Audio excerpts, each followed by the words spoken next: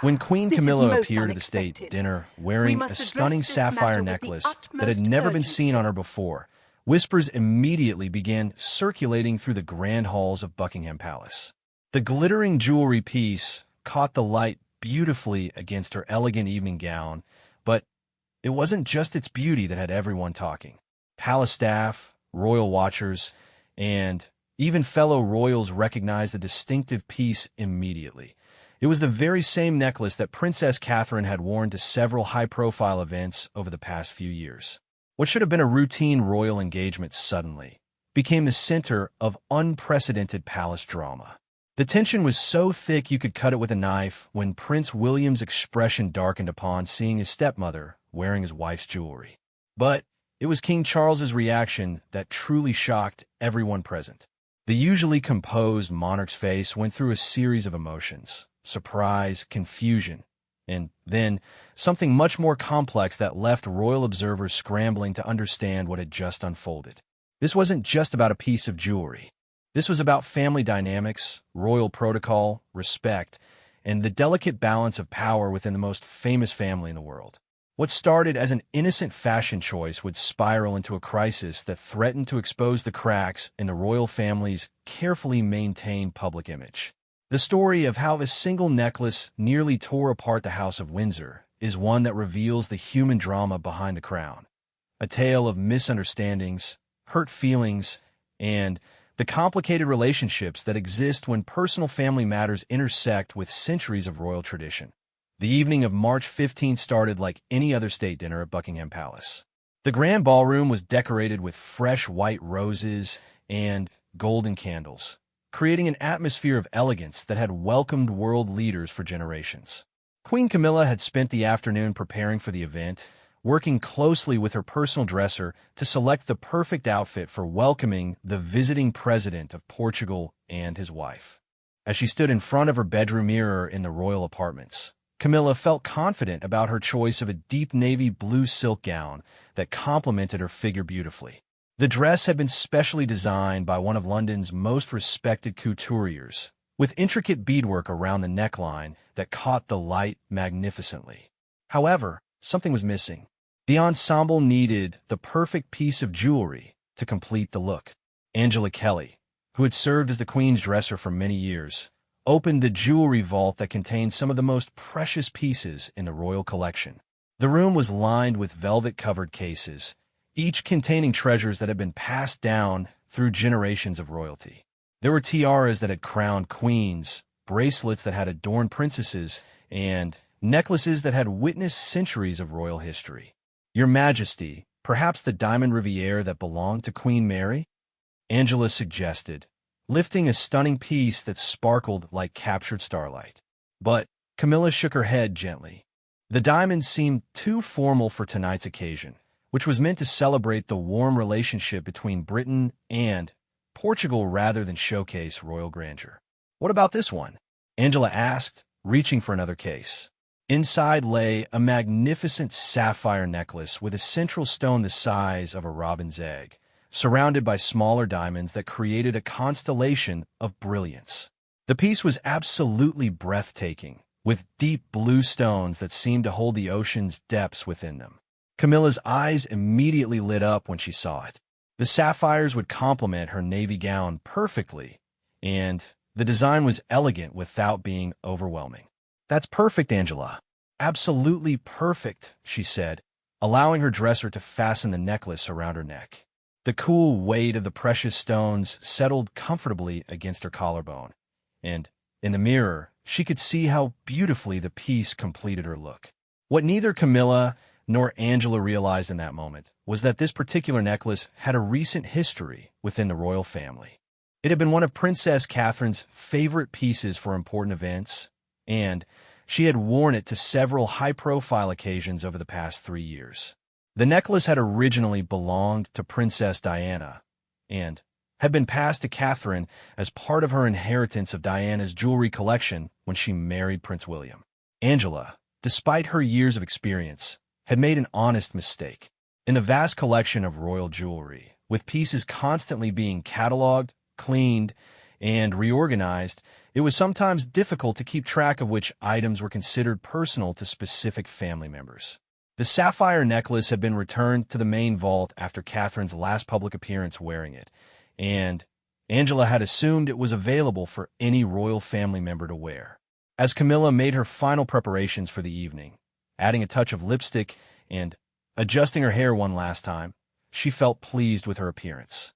The necklace caught the light beautifully as she moved, sending small rainbows dancing across the walls of her dressing room. She had no idea that in just a few hours, this beautiful piece of jewelry would become the center of a royal controversy that would have the entire palace talking. Meanwhile, in another part of the palace, Prince William and Princess Catherine were also preparing for the state dinner. Catherine had chosen a stunning emerald green gown that highlighted her natural beauty, and she was discussing jewelry options with her own dresser. As they reviewed her collection, Catherine mentioned the sapphire necklace that had become one of her signature pieces.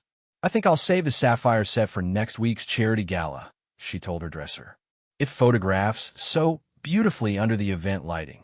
She had no idea that at that very moment, the necklace she was referring to was already around another royal's neck, being admired in a mirror just down the hall. The first guests began arriving at Buckingham Palace as the sun set over London. Diplomatic cars with small flags pulled up to the grand entrance, and elegantly dressed officials stepped out onto the red carpet. The Portuguese delegation was particularly impressive, with the president's wife wearing a stunning pink gown that had been specially designed for the occasion. King Charles, resplendent in his formal evening wear with the Order of the Garter across his chest, stood ready to greet the guests in the palace's main reception area. He had been looking forward to this dinner, as Portugal had always held a special place in his heart from his younger years when he had visited the country on various royal tours. As the time approached for the royal family to make their entrance, the anticipation in the ballroom grew. The assembled guests, a mixture of diplomats, business leaders, and cultural figures, chatted quietly while admiring the magnificent surroundings. The palace staff moved efficiently through their final preparations, ensuring every detail was perfect for what should have been a routine but important diplomatic event. Queen Camilla took one final look in the mirror before leaving her apartments. The sapphire necklace sparkled brilliantly against her navy gown, and she felt confident and regal. As she walked through the palace corridors toward the reception area, several staff members complimented her on her appearance, though a few seemed to look twice at the necklace with expressions of mild confusion. Lady Sarah, one of Camilla's ladies-in-waiting, noticed the looks from the staff but didn't think much of it. Royal jewelry was often shared among family members, and it wasn't unusual for pieces to circulate depending on the occasion and what complemented each person's outfit best. What she didn't realize was that this particular piece had a more specific ownership within the family dynamics. As Camilla approached the main reception area where Charles was waiting, she felt a sense of satisfaction about the evening ahead. The necklace felt comfortable and appropriate. The conversation would be stimulating with interesting guests from Portugal, and she was looking forward to representing the monarchy alongside her husband in her role as queen. The moment was about to arrive when the royal family would enter the ballroom together, and nobody had any idea that this seemingly perfect evening was about to become one of the most talked-about events in recent royal history. The sapphire necklace, so beautiful and innocent in its display of royal magnificence, was about to spark a series of reactions that would reveal the complex undercurrents running through the relationships within the House of Windsor. King Charles smiled warmly as his wife approached, immediately noticing how elegant she looked in her carefully chosen ensemble. But as his eyes moved to the necklace at her throat, something shifted in his expression. A flicker of recognition crossed his features, followed by what looked like concern, though he was too well trained in royal protocol to let his feelings show completely in such a public setting. The stage was set for an evening that would be remembered not for its diplomatic success, but for a moment of family drama that would expose the delicate balance of relationships within the royal family. As the doors to the ballroom prepared to open and the royal family readied themselves to greet their guests, none of them could have predicted how a single piece of jewelry was about to change everything. The grand doors to the state ballroom opened with ceremonial precision, and the royal family began their entrance. King Charles led the way with Queen Camilla at his side, followed by Prince William and Princess Catherine, creating a picture of unity and elegance that had been carefully orchestrated by the palace staff. The assembled guests rose to their feet as the British national anthem played softly in the background, and camera flashes from the official photographers captured what should have been a perfect moment of royal pageantry. As they moved through the ballroom, greeting distinguished guests and making polite conversation, everything appeared to be proceeding exactly as planned. The Portuguese president and his wife were charming companions, and the initial conversations flowed smoothly between discussions of trade agreements, cultural exchanges, and shared historical connections between the two nations. Princess Catherine was engaged in a conversation with the Portuguese ambassador's wife about children's education initiatives when her eyes naturally drifted across the room to where Queen Camilla was speaking with a group of business leaders. It was then that Catherine's breath caught slightly in her throat. There, unmistakably, was her sapphire necklace adorning Camilla's neck, catching the ballroom's crystal chandelier light in exactly the way Catherine remembered from her own appearances wearing it. Catherine's first instinct was to assume she was mistaken. Surely there must be multiple similar pieces in the royal collection. But as she continued to observe from across the room, there was no doubt in her mind. The distinctive arrangement of the sapphires, the particular way the central stone was cut, and especially the unique clasp design that she knew so well from having it fastened and unfastened countless times, it was definitely her necklace. A mixture of emotions washed over Catherine as she tried to maintain her composure while continuing her conversation. There was confusion about how this had happened, a touch of hurt that she hadn't been consulted, and uncertainty about whether this was intentional or simply an oversight. She had worn this necklace to several important events, including a state dinner just 6 months earlier, and it had become somewhat of a signature piece for her more formal appearances. The necklace held particular sentimental value because it had belonged to Diana, Prince William's mother, and had been one of the pieces specifically given to Catherine when she married into the family. Diana had worn it to several memorable events during her time as Princess of Wales, and Catherine had felt honored to continue its legacy. Seeing it on someone else, even another member of the royal family, felt unexpectedly personal. Prince William, who had been discussing economic partnerships with a Portuguese minister, noticed the subtle change in his wife's demeanor. After years of marriage, he could read Catherine's expressions like a book, and he could tell something had upset her. Following her gaze across the room, his own eyes landed on Queen Camilla, and immediately he understood what had captured Catherine's attention. William's reaction was more immediate and less controlled than his wife's. The necklace was one that he remembered his mother wearing, and seeing it around Camilla's neck brought up a complicated mix of emotions. While he had come to accept and even appreciate Camilla's place in his father's life, moments like this still felt jarring.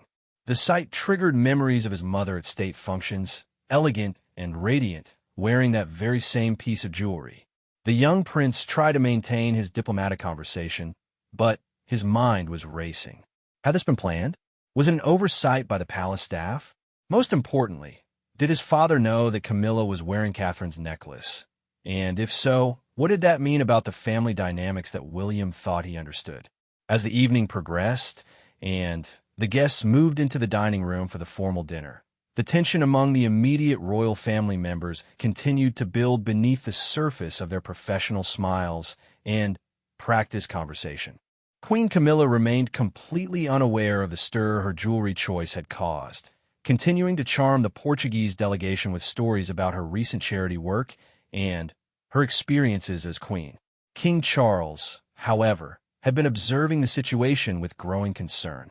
As someone who had spent decades navigating the complexities of royal family relationships, he could sense the undercurrents of emotion flowing between his wife and his son and daughter-in-law.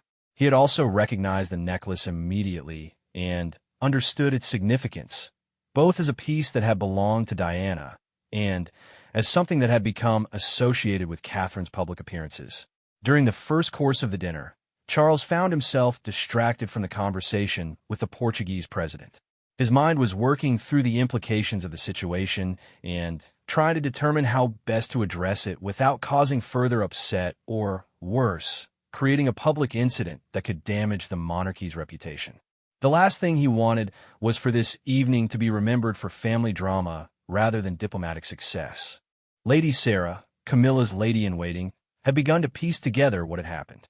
During a brief moment, when she was able to speak privately with Angela Kelly, the dresser explained how she had selected the necklace from the main vault without realizing its specific connection to Princess Catherine. Lady Sarah's heart sank as she realized the potential consequences of this innocent mistake. "We need to find a way to address this quietly," Lady Sarah whispered to Angela during a brief moment when they were both near the service entrance to the dining room. "I can see that Prince William and Princess Catherine have noticed, and they're not pleased." Angela's face went pale as she realized the magnitude of her error. In all her years of service to the royal family, she had never made such a significant mistake with something as sensitive as the allocation of personal jewelry pieces. She knew that each item in the collection had its own history and emotional significance, and she prided herself on her attention to these details. Meanwhile, the dinner conversation continued around the long, elegantly set table. Queen Camilla was seated between the Portuguese president and a prominent British businessman discussing sustainable tourism and environmental conservation. She was animated and engaged, completely unaware that her choice of jewelry had created such tension just a few seats away. Princess Catherine found herself struggling to concentrate on her conversation with the Portuguese president's wife about educational exchange programs. Every time she glanced in Camilla's direction and saw the sapphire necklace catching the light, she felt a fresh wave of discomfort. She began to wonder if this was somehow intentional, a subtle message about hierarchy within the family, or a claim to Diana's legacy that felt inappropriate. The more Catherine thought about it, the more upset she became. The necklace wasn't just a piece of jewelry to her. It represented her connection to William's mother and her role in continuing Diana's memory in a positive way. Seeing it casually worn by Camilla, without any consultation or discussion, felt like a dismissal of those deeper meanings. Prince William's mood grew darker as the evening progressed. He found himself barely able to maintain the pleasant conversation expected of him, and his responses to questions about his charity work became noticeably shorter and more formal. Several of the guests began to notice that something seemed off with the usually charming prince, though they couldn't identify what might be troubling him. The situation reached a crescendo when the official photographer approached the royal family for the traditional group photo with the visiting dignitaries. As they arranged themselves for the picture, with Queen Camilla prominently positioned next to King Charles, the sapphire necklace was beautifully illuminated by the professional lighting setup. Catherine realized that this photo would be distributed to media outlets around the world, and that Camilla would forever be associated with wearing her necklace in the official record of the state visit. The thought of explaining to people why the Queen was wearing her jewelry, or worse, having to pretend that it didn't matter to her, felt overwhelming. It was at this moment that King Charles finally decided he could no longer ignore the situation. As the photographer prepared for the next shot, Charles leaned slightly toward Camilla and whispered something in her ear that made her face immediately change expression. For the first time that evening, Queen Camilla looked uncertain and concerned. The official photography session concluded, but the damage had been done. The tension among the family members was now visible to the more observant guests, and whispers had begun circulating among the palace staff about what might have caused the sudden shift in atmosphere. As the royal family prepared to escort their guests to the reception area for coffee and after-dinner conversation, each family member was dealing with their own emotional response to the evening's events. What had started as a simple mistake by a well-meaning staff member had evolved into a situation that threatened to expose the complex relationships and unresolved tensions within the House of Windsor. What King Charles had whispered to Queen Camilla during the photograph session was a gentle but urgent request for her to meet him privately during the coffee reception. His exact words were, "We need to speak about the necklace, darling. There's been a misunderstanding." The color that drained from Camilla's face as she realized something had gone wrong was subtle, but noticeable to anyone paying close attention. As the guests moved into the blue drawing room for coffee and liqueurs, the Portuguese delegation continued their animated discussions about cultural cooperation, completely unaware of the family drama unfolding around them. The room's elegant blue silk wallpaper and priceless artwork provided a stunning backdrop for what should have been the relaxing conclusion to a successful diplomatic evening. Queen Camilla excused herself from a conversation about Portuguese literature, citing the need to check on some arrangements for the guest's departure. King Charles followed suit a few minutes later, mentioning something about reviewing the schedule for the following day's activities. Their absence was brief enough not to cause concern among the visitors, but long enough for a crucial conversation to take place in the privacy of the king's study. "Charles, what's wrong?" Camilla asked immediately as they entered the small, book-lined room that served as the king's private retreat within the palace. The concern in her voice was evident, and she instinctively reached up to touch the sapphire necklace, as if it might provide some clue to the problem. King Charles closed the door carefully behind them and turned to face his wife with an expression that mixed love, concern, and diplomatic calculation. "My dear, the necklace you're wearing, it was one of Diana's pieces, and it's been Catherine's signature jewelry for several important events over the past few years. I'm afraid its appearance tonight has caused some upset." The words hit Camilla like a physical blow. She had been so careful over the years to avoid any actions that might be interpreted as insensitive regarding Diana's memory or her relationship with William and Harry. The idea that she had unknowingly crossed such a significant line made her feel sick to her stomach. "Oh, Charles, I had no idea," she said, her voice barely above a whisper. "Angela selected it from the main vault, and I thought it was simply a beautiful piece from the collection. I never would have worn it if I had known." Her hands moved to the clasp at the back of her neck, ready to remove the necklace immediately. "I know, darling, I know it wasn't intentional," Charles replied, moving closer to comfort her. "But William noticed, and Catherine is quite upset. We need to handle this carefully to avoid any lasting damage to family relationships." The weight of his dual role as both husband and king was evident in his voice as he tried to balance protecting Camilla's feelings with maintaining family harmony. Meanwhile, back in the reception room, Prince William had requested a private word with Princess Catherine. They stepped onto one of the palace's smaller balconies that overlooked the gardens, where they could speak freely without being overheard by guests or staff. "I can't believe this has happened," William said, his voice tight with controlled anger. "Whether it was intentional or not, it shows a complete lack of consideration for your feelings and for my mother's memory. That necklace isn't just jewelry. It's part of our family's history." Catherine, ever diplomatic and measured in her responses, tried to calm her husband while acknowledging her own hurt.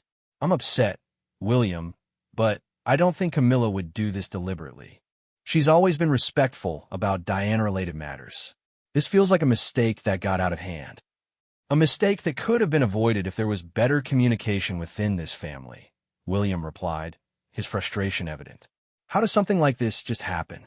Don't they keep track of which pieces are considered personal to specific family members?"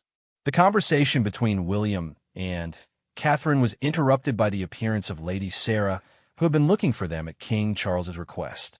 "Your Royal Highnesses," she said formally. His Majesty wondered if you might join him in his study for a brief discussion before rejoining the guests. William and Catherine exchanged glances, both understanding that this was the moment when the evening's tension would finally be addressed directly. They followed Lady Sarah through the palace corridors, past portraits of previous monarchs who had undoubtedly faced their own family crises behind the scenes. When they entered the king's study, they found Charles and Camilla waiting for them.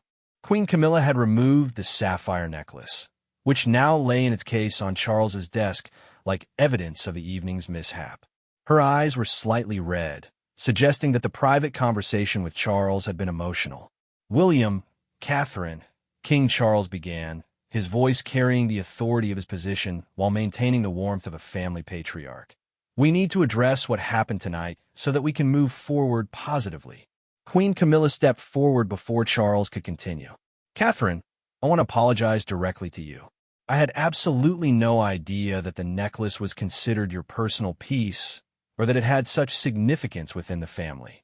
Angela selected it from the main vault, and I simply thought it was a beautiful compliment to my gown." The sincerity in Camilla's voice was unmistakable, and Catherine could see the genuine distress in her stepmother-in-law's face. Despite her hurt feelings, Catherine's natural inclination toward kindness and understanding began to surface. "I appreciate your apology, Camilla," Catherine replied carefully. "The necklace does hold special meaning for me, both as something that belonged to Diana and as a piece that has become associated with some of my more important public appearances. I was shocked to see it tonight, and I'll admit that my first thought was wondering whether this was some kind of message." Prince William, however, was not ready to let the matter go so easily. "The issue isn't just about tonight," he said, his voice more formal than familial. "It's about the systems and communication that should prevent these kinds of situations from arising. The royal collection isn't just a jewelry box that anyone can browse through without consideration." King Charles nodded, understanding his son's point while also trying to de-escalate the tension. "You're absolutely right, William. This has highlighted a gap in our protocols that needs to be addressed. We need clearer guidelines about which pieces are considered personal to specific family members and better communication between the various household staff who manage these collections." The conversation continued for another 20 minutes, with each family member expressing their feelings and perspectives on the situation. Queen Camilla repeatedly apologized and suggested that perhaps she should avoid wearing any pieces that had belonged to Diana out of respect for their significance to William and his family. This suggestion sparked another layer of discussion about how to honor Diana's memory, while also allowing the current generation of royals to access the historical jewelry collection.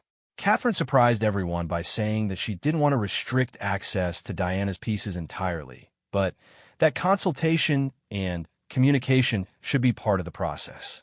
"Diana's jewelry is part of the royal heritage," Catherine said thoughtfully. "But these pieces also have emotional significance that goes beyond their historical value. I think what matters most is that we talk to each other before making decisions that might affect these more personal aspects of the collection." Prince William's anger began to soften as he saw his wife taking a generous approach to resolving the situation.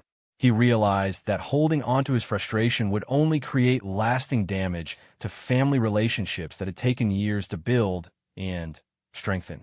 As the discussion drew to a close, the family members had reached an understanding that while tonight had been painful, it could also serve as an opportunity to improve their communication and prevent similar situations in the future.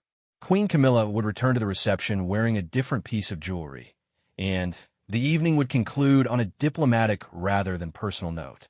However, the emotional impact of the evening's events would linger for all involved, serving as a reminder of how easily good intentions could go wrong when family dynamics, historical legacies, and public responsibilities intersected in the complex world of the modern monarchy.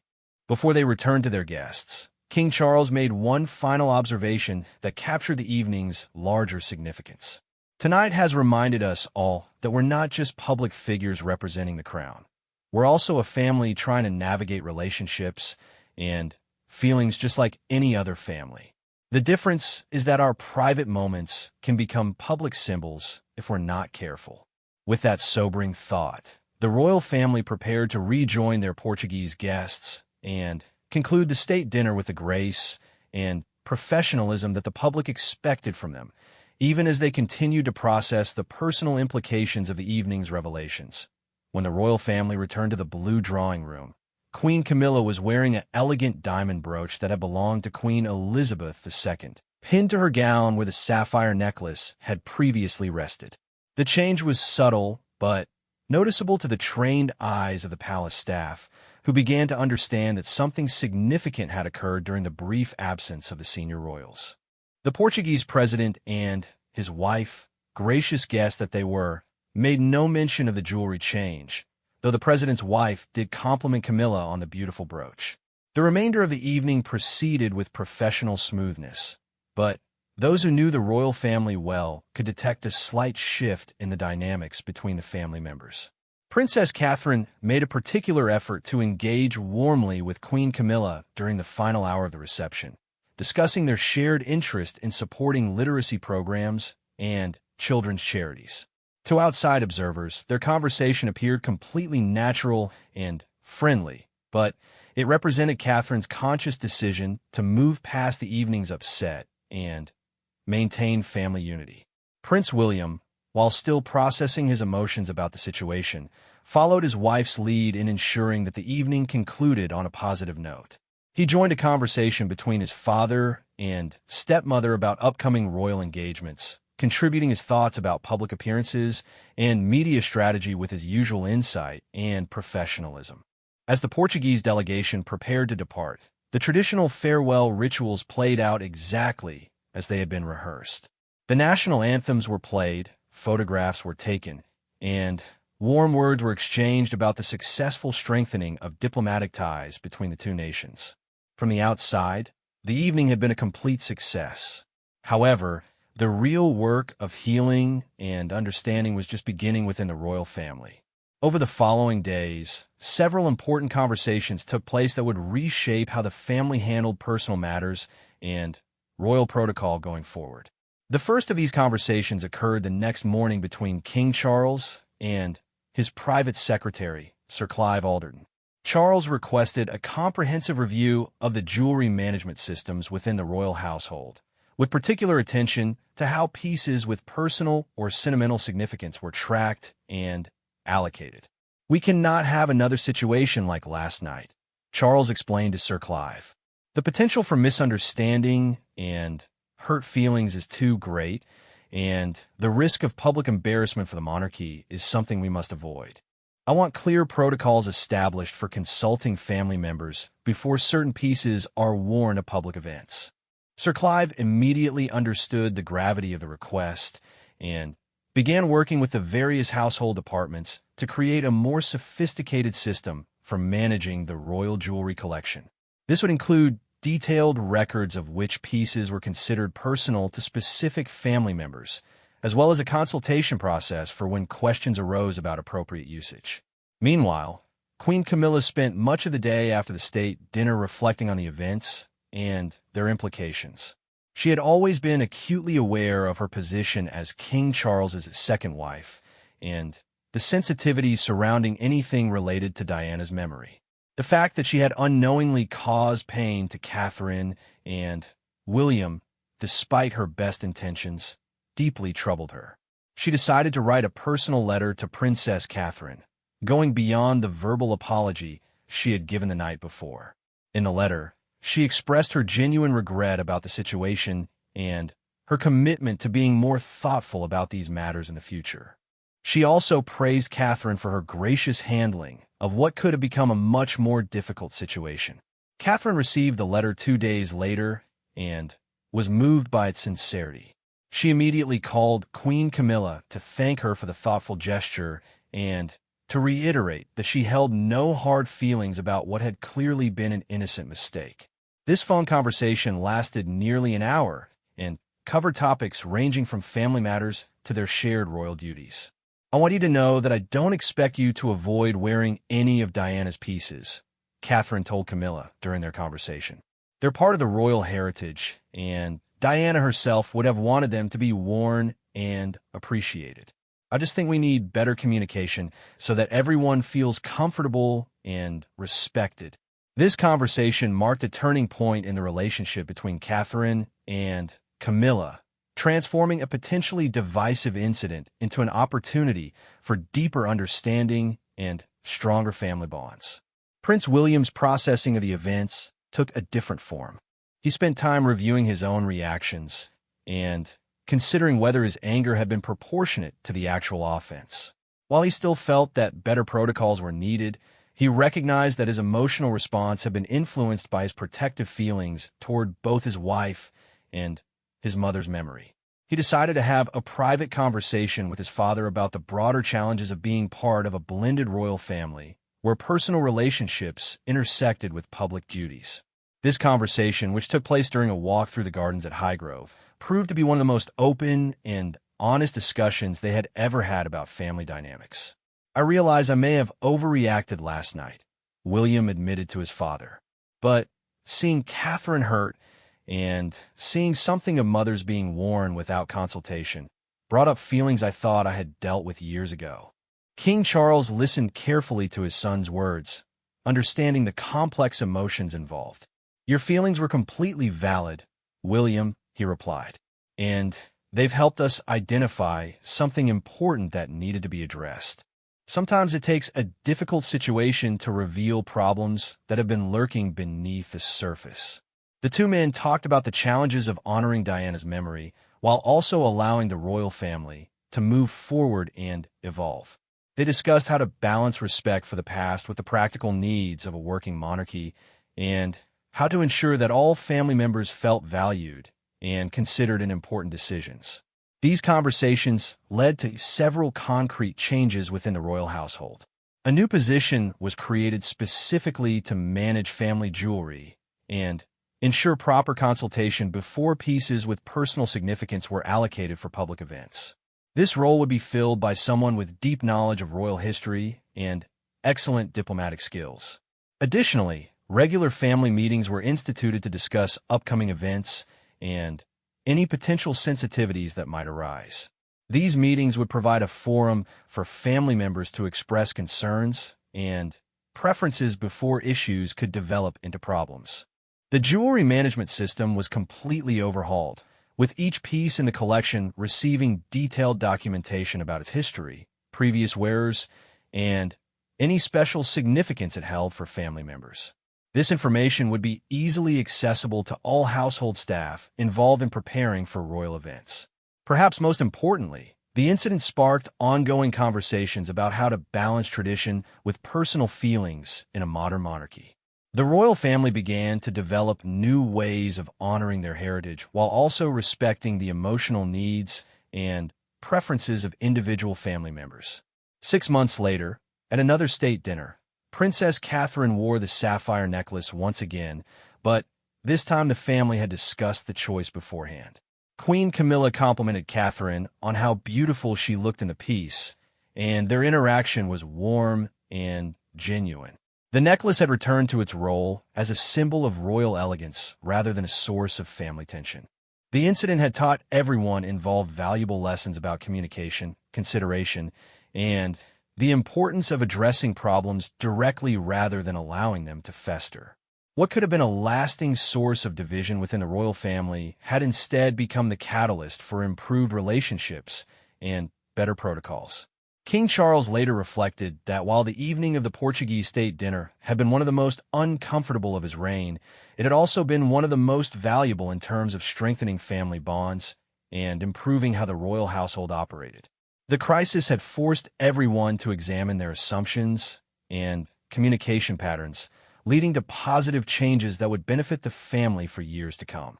The story of the sapphire necklace became a private family legend, occasionally referenced with gentle humor during family gatherings as an example of how good intentions could go wrong, but also how problems could be solved when people approach them with honesty, respect, and genuine care for each other's feelings. Most importantly, the incident demonstrated that even the most traditional and protocol-bound institutions could adapt and improve when faced with a need for change. The royal family had proven to themselves that they could handle internal conflicts with grace and emerge stronger on the other side, setting a positive example for how families everywhere might navigate their own challenging moments.